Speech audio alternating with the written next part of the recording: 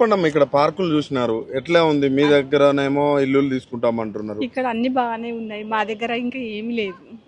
ఏమి లేదు. ఇప్పటికి మేము ఇన్ని రోజులు రెంట్కే ఉన్నామండి. ఇప్పుడే 10 సంవత్సరాల నుంచి ఇల్లు కొనుక్కున్నందుకు మాకు ఇప్పుడు ఈ బాధ. పిల్లలు పెద్దగా అయిపోయింది ఇప్పుడే.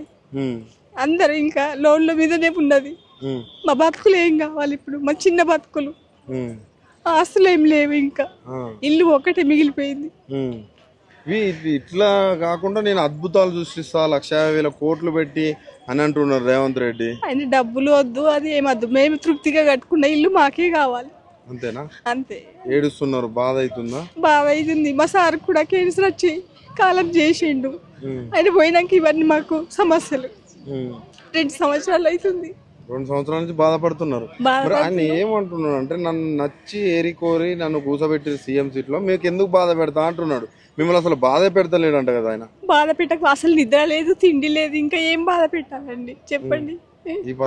హాస్పిటల్ పొండనే తిరుగుడు ఉంది. ఇప్పటికి రిపోర్ట్లు చూస్తుంటే ఇప్పటికి హాస్పిటల్ పొండనే తిరుగుతున్నాం. ఇంకా ఇక్కడ ప్రజలు ఏం చెప్పిరమ్మా? మా ఇల్లు ఏమైనా గుంజుకొని డెవలప్ చేసిరు అలాంటి ఏమైనా చెప్పిరా మీకు? ఇక్కడ ఏం చెప్పలేదండి, ఏం చెప్పలేదు. మంచిగా ప్రశాంతంగా అయింది ఇక్కడ. కానీ మరి ఇల్లు ఏంది మరి ఇంత దారుణంగా లాక్కుంటాం అంటున్నారు? ఇస్తారా మీ ఇల్లు? ఇయ్యమండి, మేము ప్రాణాలైనా వదులుతాం కానీ మా ఇల్లు మేము మాత్రం ఇయ్యమండి. ఇవ్వరు.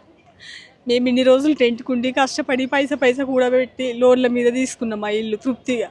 మా సొంతం అన్నట్టు అదొక తృప్తి అయిపోయింది. పండుకున్న నిద్ర వచ్చి అసలు నిద్ర పోకుండా చేసిండు ఆయన మాకు.